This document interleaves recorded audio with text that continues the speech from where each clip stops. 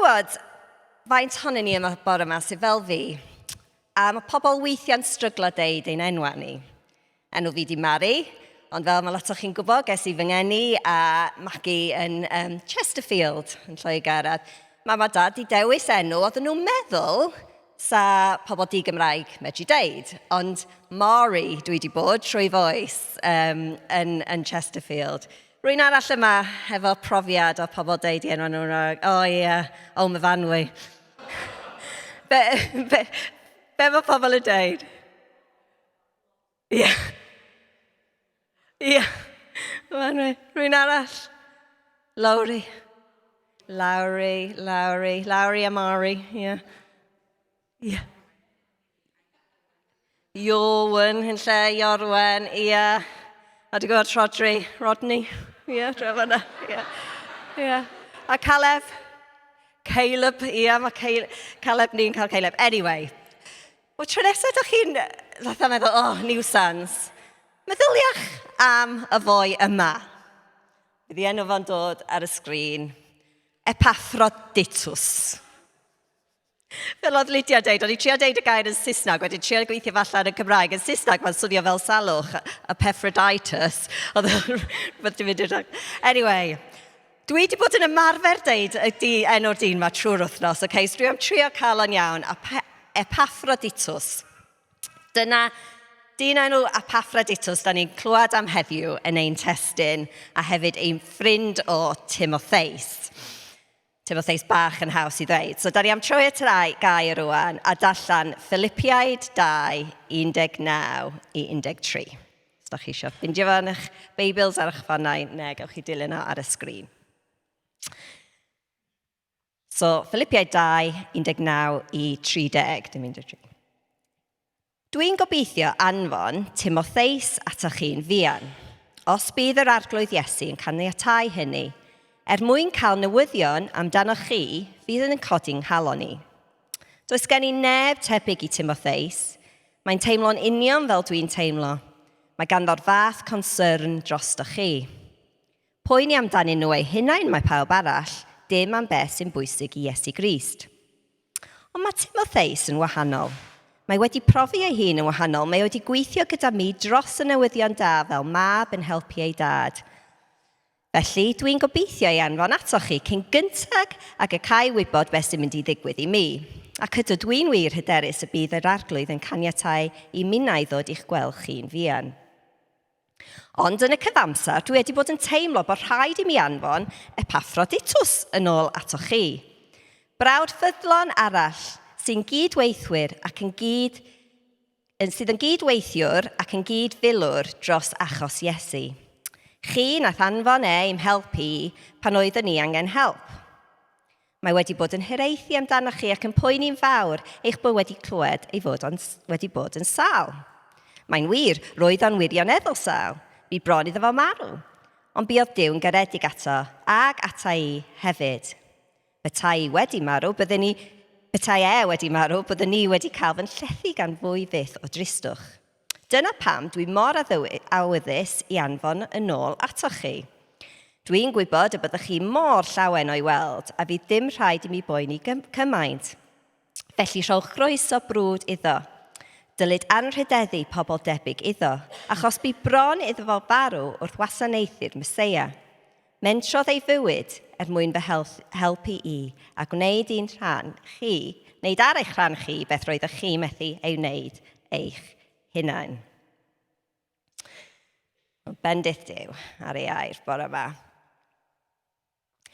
Dwi'n hoffi pan da ni'n neud cyfres yn Caersalem ar bore Sul, lle da ni'n mynd trwy llyfr. Achos mae'n golygu da ni'n edrych ar bob rhan o'r llyfr. A da ni'n dod ar draws adnodau, ella sa ddim yn cael ei dewis fel arall. Heddiw, da ni'n cario ymlaen yn cyfres ni trwy llyfr Philipiaid. A da ni'n cyrraedd y pwynt yma, lle mae Paul yn sôn am dau o'i ffrindiau, Timotheus ac Epaphroditus. Os da chi'n cofio'r darnau cynt yn y llythyr, yn cychwyn pennod 2, da ni'n cael y darn enwog, nath Hannah brygethu ar, y darn gyfoethog iawn na sy'n sôn am Iesu, Oedd yn y nefoedd yn dod lawr, yn rhannu'r un natur â Duw, ond dewis rhoi ei hun yn llwyr i wasanaethu eraill, wneud ei hun y geithwas, a'r gorchymyn i ni cael yr un agwedd a fo. A wedyn, wythnos dwytha'n edrych ar y adnodau yn galw ni i dal ati, i weithio ar ein iechyd ysbrydol fel cymuned, gyda parch a defosiwn i Dduw. A wedyn, da ni cyrraedd y darn yma, sydd ar y wedd cyntaf, yn edrych fel fatha travel itinerary dau o ffrindiau Paul. So it's from the sort of very profound to the mundane, fel maen nhw'n deud.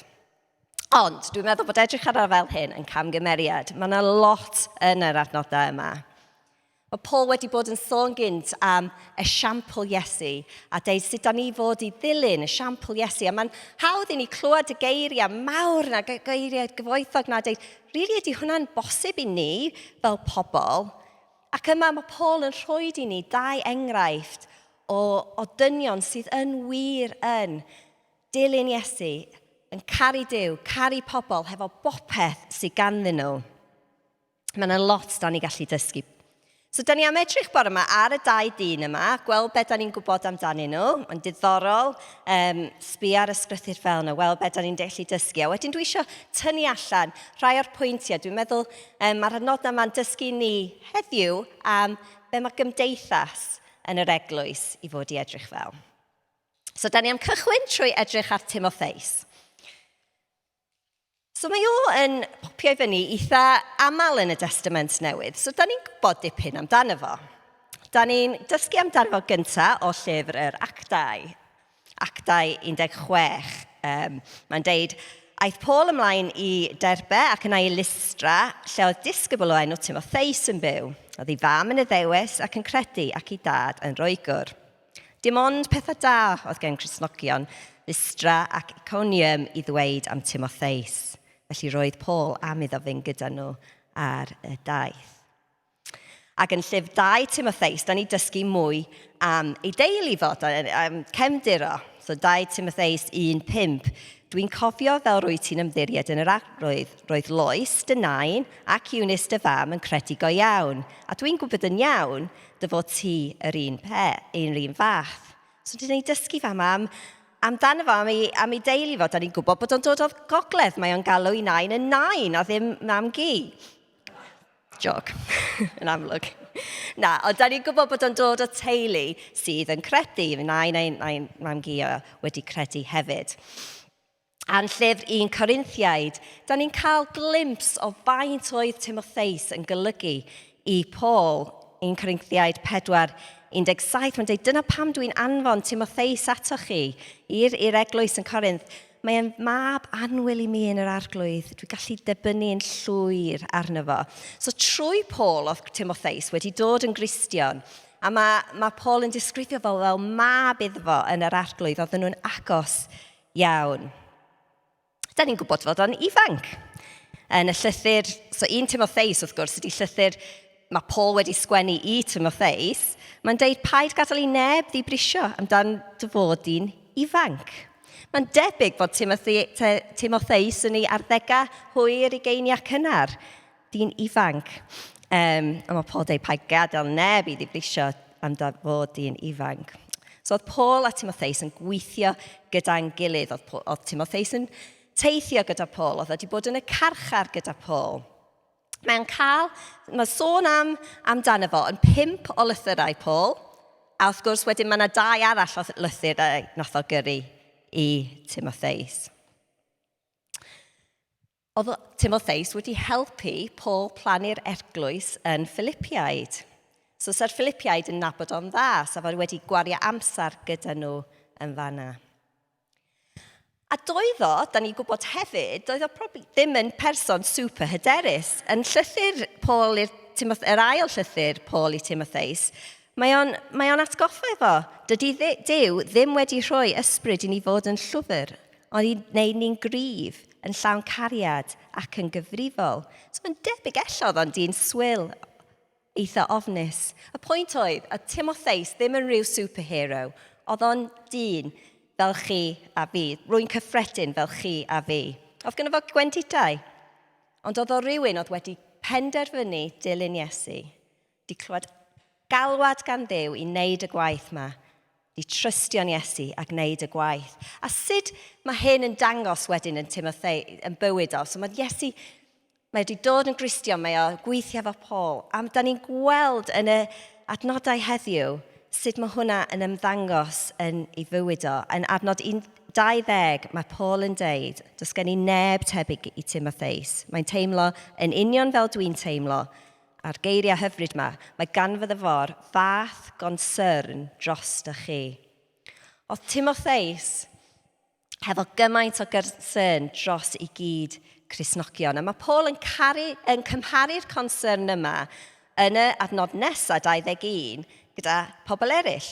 Poeni amdanyn nhw'n hunain mae pawb arall, dim am beth sy'n bwysig i Iesu Grist.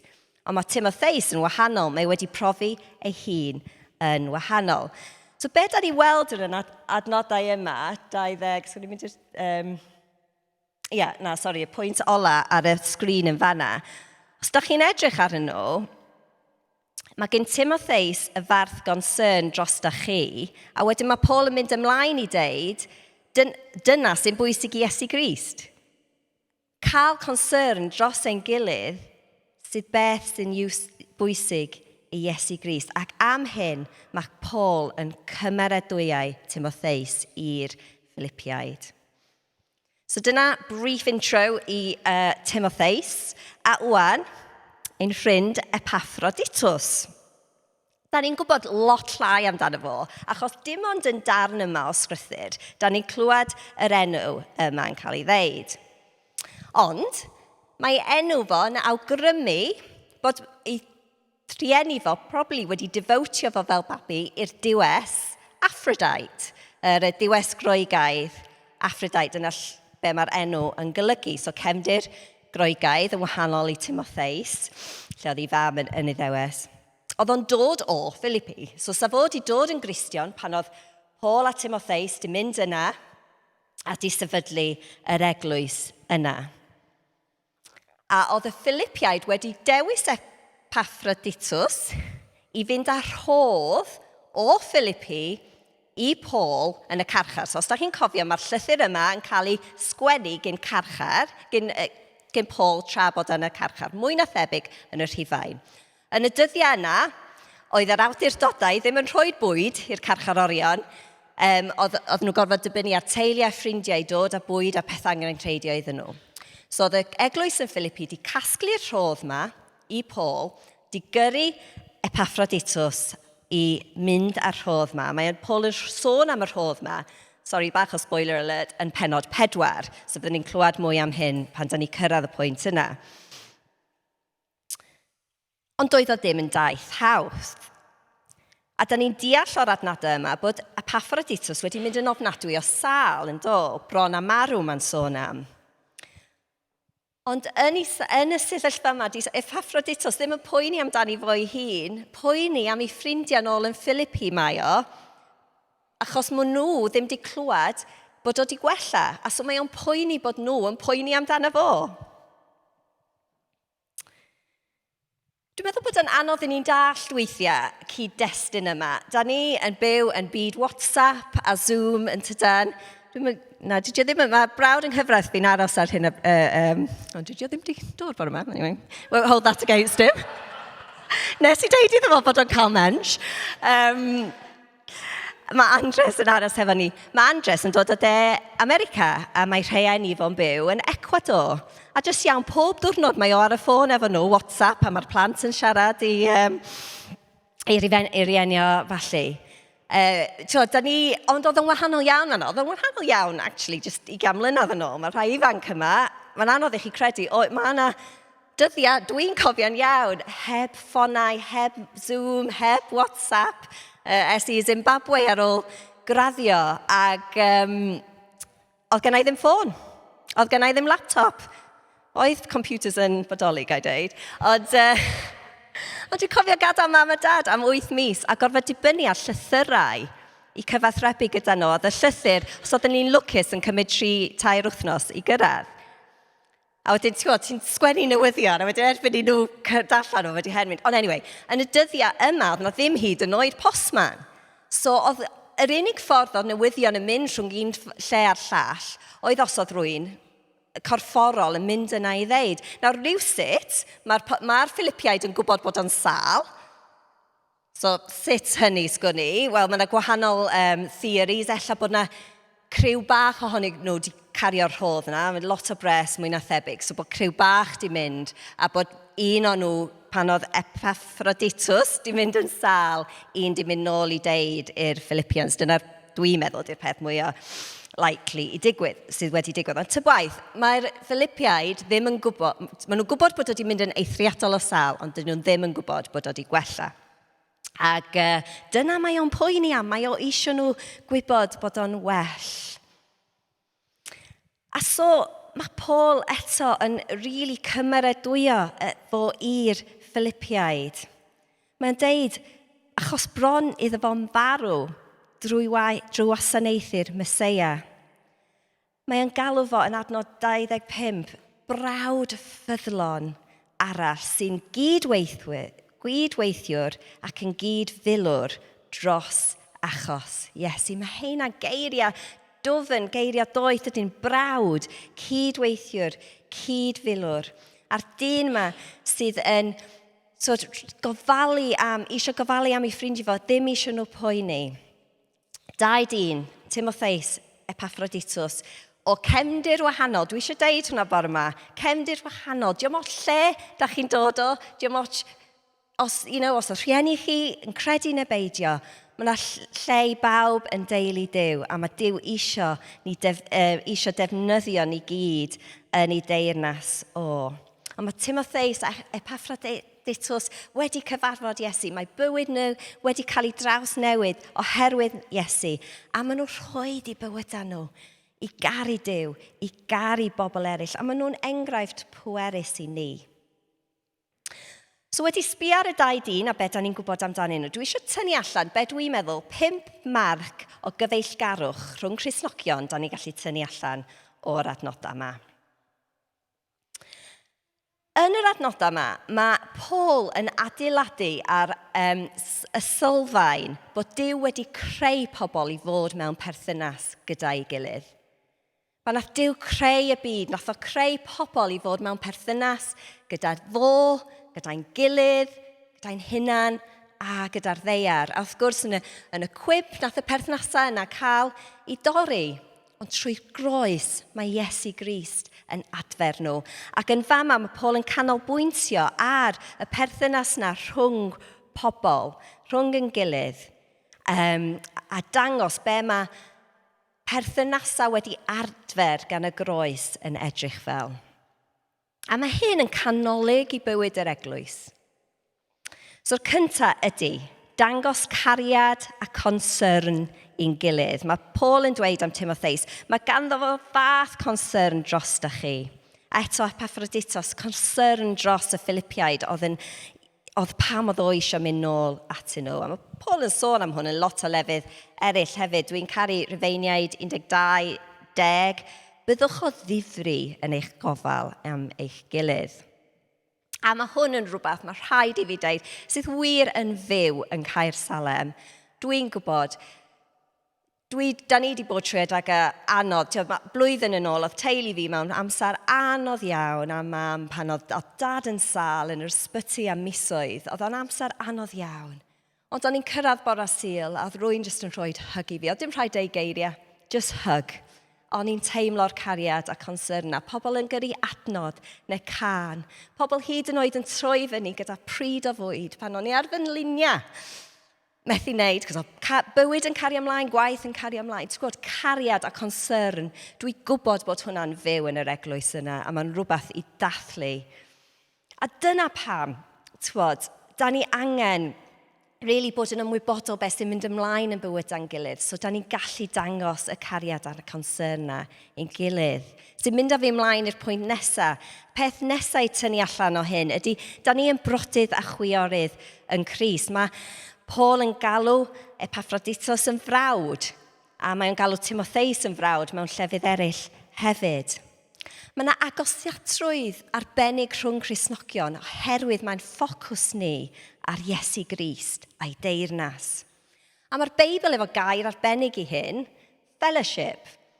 A nes i checio hefo arweld, mae gyda'i hawl deud hyn, bod does na ddim cweit gair yn y Cymraeg sy'n cweit yn sort of dal y Saesneg no o fellowship. Mae cymdeithas ddim cweit yn dal os. Da chi'n meddwl bod na gair gewch chi dod i deud i fi wedyn. Ond dwi am defnyddio fellowship am hynny. A mae o'n rhywbeth dyfnach oherwydd ein cyd-ffocws ar Iesu. A dyna pam, ffrindiau, mae amser ar ôl y gwasanaeth, y panad a sgwrs da ni cael efo'n gilydd, jyst mor bwysig a be dwi'n neud fama. Mae o'n rhan bwysig o bywyd yr eglwys. Dyna pam da ni'n rhoi gymaint o phwyslais yn Caersalem am grwpiau cymuned. Achos mae o'n lle da ni'n gallu dyfnhau yn fellowship efo'n gilydd. Mae Cari Caersalem eto'n fforwm lle mae mor gwerthfawr jyst gallu dod i nabod yn gilydd yn well. Y trydydd peth, cydweithwyr. Mae Paul yn deud am Timotheus, mae wedi gweithio gyda mi dros y newyddion da fel mab yn helpu ei dad. A mae o'n disgrifio Epaphroditus fel cydweithiwr. Ac yn y Testament Newydd, da ni'n gweld bod fellowship ac enhadaeth yn mynd llaw mewn llaw gyda'i gilydd. Da ni dim jyst yn ffrindiau bod yn cael amser neis fel ffrindiau efo'n gilydd bod hwnna'n lyflu a bwysig. Ond da ni cydweithio gyda'n gilydd dros y newyddion da. Eto i defnyddio enghraifft o fy mywyd i. Pan nathon ni, Martin fi a Lydia'n hocan bach, symud o Lundan i fama. Un o'r pethau Duw wedi rhoi ar calon fi cyn gadael Llundain oedd i cychwyn grŵp babis, plant bach, a'i gofalwyr canol wythnos. A nath ni cyrraedd Caernarfon, a oedd na sawl rheswm pam o'n i methu wneud hwnna'n yn syth. Oedd rhaid aros rhyw flwyddyn a hanner i amseru Duw ei pethau disgyn i mewn i'r lle. A un o'r pethau yna oedd Duw, dwi'n credu, eisiau fi aros, i Duw dod o ffrind i mi, i cyd lawnsio a cyd rhedeg ser bach, gyda'n ni enwi fo, gyda fi, a Bethan oedd hynna, rhodd o Dduw i ni fel eglwys, a i fi fel ffrind. Oedd Bethan cychwyn dod i'r eglwys, a hefo'n gilydd nath ni cychwyn ser bach. A cydweithio'n gyda'n gilydd yn y gweinidogaeth yna, nath cyfeillgarwch ni tyfu a dyfynhau. A dwi'n siŵr da chi gyd, mae yna timoedd y cawl a chwmni a lot o pethau gwahanol yn digwydd yn yr eglwys lle da chi'n gwasanaethu fel timau, fel cydweithwyr. A mae hwnna mor da a gyfoethog a helpu ni dyfynhau y fellowship ma. Pedwerydd, we're getting there. Cydmilwyr. Mae Paul yn disgrifio Epaphroditus fel cydmilwr.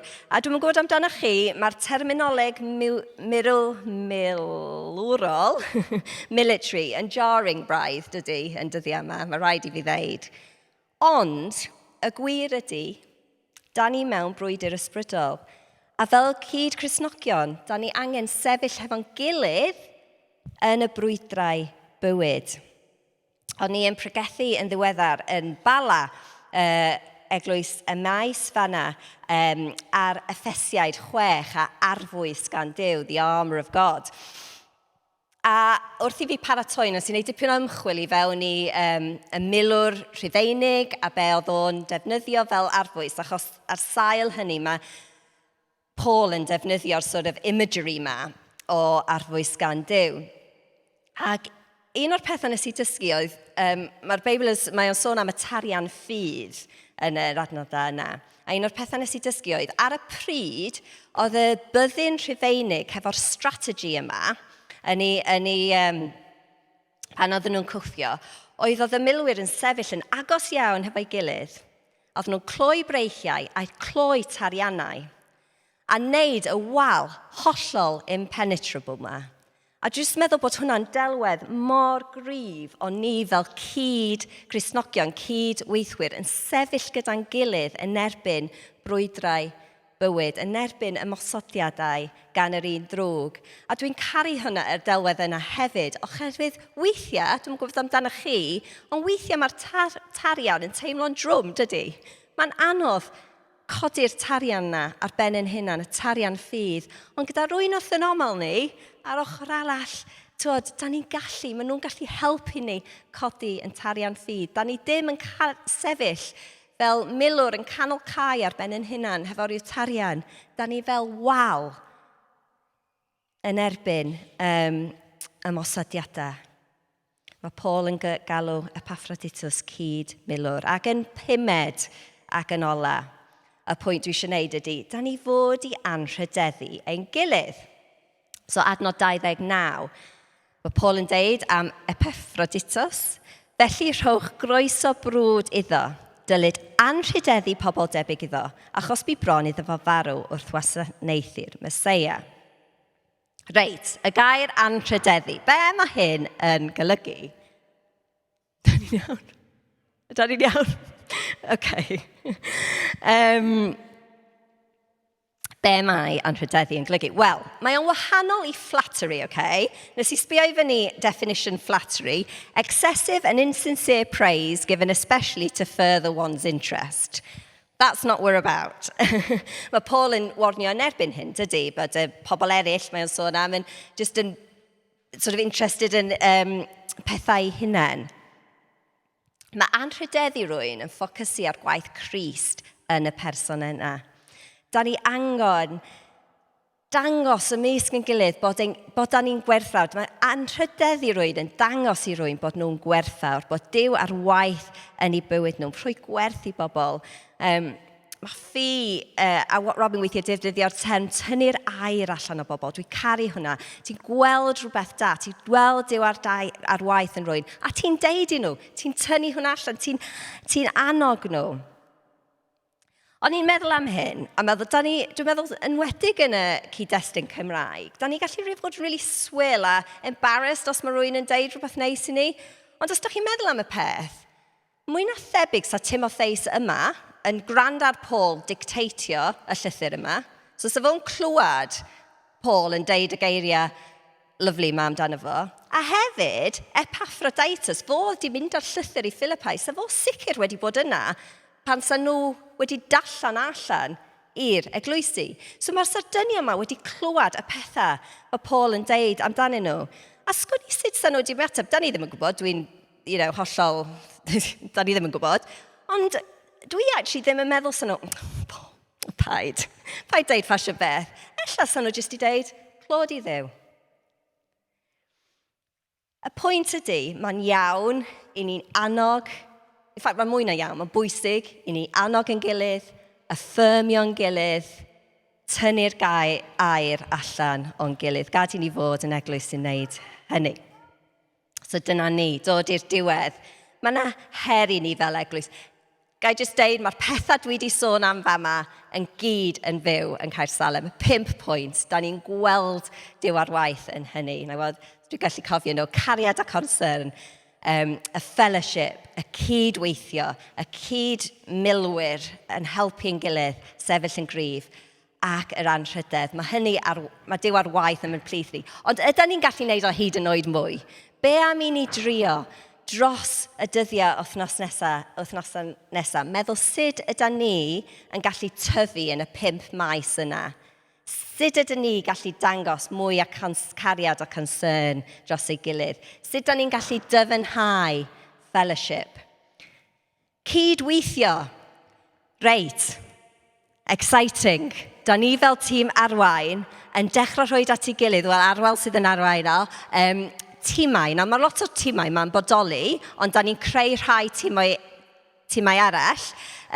Fyddwch chi'n clywed lot mwy am hyn dros y wythnosau misoedd nesaf. Watch this space. Ond y pwynt ydy, a fydd na tîm technegol, by the way. Y pwynt ydy, mae yna lot o cyfleoedd i ni cydweithio gyda'n gilydd, a fydd yna mwy yn dod am hynny. Gad i ni'n sefyll gyda'n gilydd. Pan da ni'n mynd, a mi fyddwn ni'n mynd, yn anffodus, it will happen, pan da ni yn mynd trwy amseroedd anodd, sut da ni'n gallu sefyll efo'n gilydd fel milwyr. a sut ydym ni'n gallu anrhydeddu ein gilydd hyd yn oed mwy. Amen.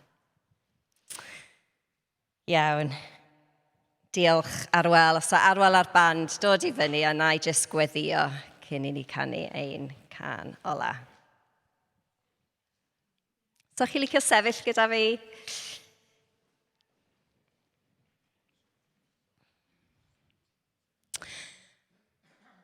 O Duw Dad, da ni'n diolch am y dau enghraifft yma yn y Beibl, Timotheus ac Epaphroditus, dynion oedd yn hollol sold out i ti a dy efengyl. Dynion oedd yn just yn gweithio ac yn caru pobl eraill. A Duw, diolch bod y 5 marc yma o gyfeillgarwll, da ni gallu tynnu allan o hyn. Diolch bod y 5 yma yn fyw yn Caersalem, a gad i ni tyfu hyd yn oed mwy yn y meisoedd yma. I ni tyfu fel gymdeithas, tyfu yn ein cariad a concern dros ein gilydd, tyfu yn ein perthnasau gyda'n gilydd, cydweithio gyda'n gilydd, cydsefyll gyda'n gilydd, pan mae amseroedd yn anodd ac i anrhydyddu yn gilydd. A da ni eisiau hyn i gyd digwydd dy gogoniant di, mwyn dy gogoniant di, mwyn dy deyrnas di, tyfu yn y dref yma a yn y gwlad yma, mwyn i Iesu Grist cael y gogoniant a'r clod.